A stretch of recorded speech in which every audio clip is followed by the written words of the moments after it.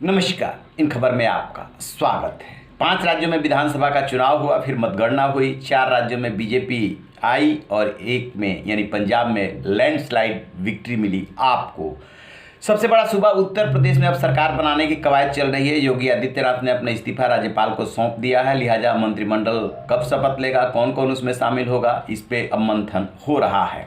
लेकिन उत्तर प्रदेश की अलग अलग सीटों और अलग अलग क्षेत्रों का जो है सभी राजनीतिक दल अपने हिसाब से विश्लेषण कर रहे हैं, क्योंकि ऐसा भी हुआ है कि बगल के ज़िले में कहीं बीजेपी साफ हो गई है तो कहीं समाजवादी पार्टी साफ हो गई है। जैसे आजमगढ़ और गाजीपुर का एग्जाम्पल ले तो वहाँ पे दोनों बीजेपी दोनों ज़िलों में साफ हो गई है।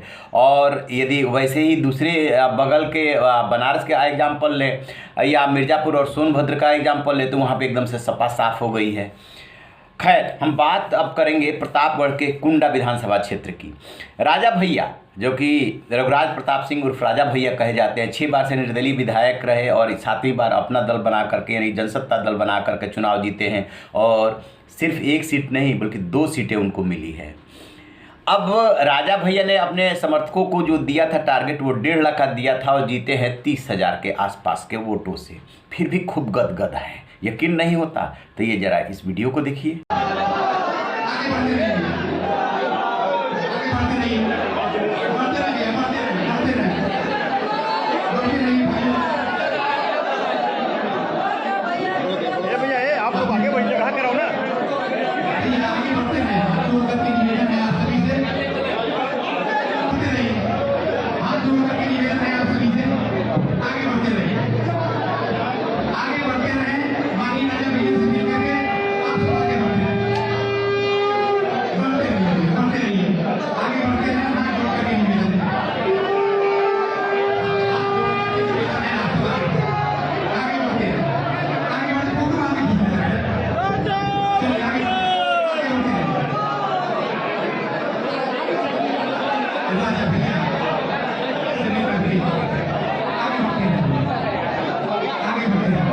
जैसा कि वीडियो में आपने देखा, अब सुनिए कि राजा भैया क्या कह रहे हैं। रचा है और इस बार हर बार आप निर्दलीय रहते थे और इस बार अपनी पार्टी बना करके इस पर आपका क्या कहना है? सर्वप्रथम कुंडा और बाबागंज के सभी सम्मानित मतदाताओं को, सभी समर्थकों को और सभी जनसत्ता दल के कार्यकर्ताओं को कोटि कोटि प्रणाम, आभार और धन्यवाद।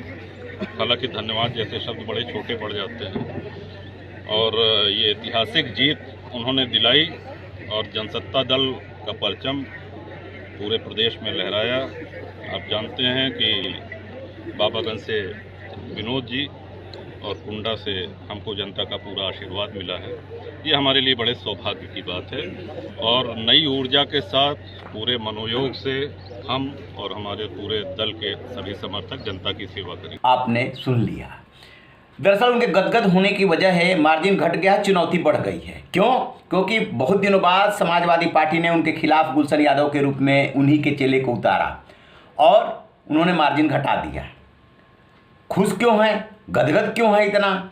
इसकी वजह ये है कि जब रिजल्ट आ रहा था, आपने देखा होगा, तो ये जो बीजेपी का दिखाया जा रहा था कि इतनी सीटें, जैसे 273 फाइनली सीटें मिली समाजवादी पार्टी को, 125 समाजवादी पार्टी गठबंधन को, उधर बीजेपी गठबंधन को। फिर बसपा 1, कांग्रेस 2, अन्य 2। तो जिस मायावती ने मुख्यमंत्री रहते हुए राजा भैया पे पोटा लगाया, उनको जेल में डाला, उनकी पार्टी 1 सीट बलिया के रसड़ा से उमाशंकर सिंह जीते हैं और वो भी बसपा से कम अपनी बदौलत ज़्यादा जीते हैं। और जो अन्य में 2 दिखाए जा रहे थे, कोई निर्दलीय नहीं जीता है। वो राजा भैया की पार्टी जनसत्ता दल से एक कुंडा से राजा भैया जीते हैं और बाबागंज से जो है जीते हैं वो विनोद सरोज।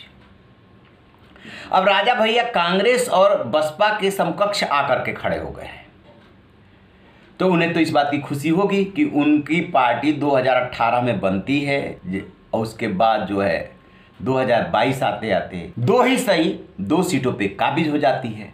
और कांग्रेस बसपा के समकक्ष खड़ी हो जाती है, मतलब बसपा उससे नीचे हो गई और कांग्रेस को 2 ही सीटें मिली है, तो वो तो गदगद होंगे ही। अब स्वाभाविक रूप से 2024 के लिए तैयारी करेंगे। 2019 में कुछ नहीं कर पाए लोकसभा चुनाव में, लेकिन 2024 में तो करने की कोशिश करेंगे ही। यही वजह है कि रघुराज प्रताप सिंह उर्फ राजा भैया जीत का मार्जिन घटने के बावजूद गदगद हैं, बम बम कर रहे हैं।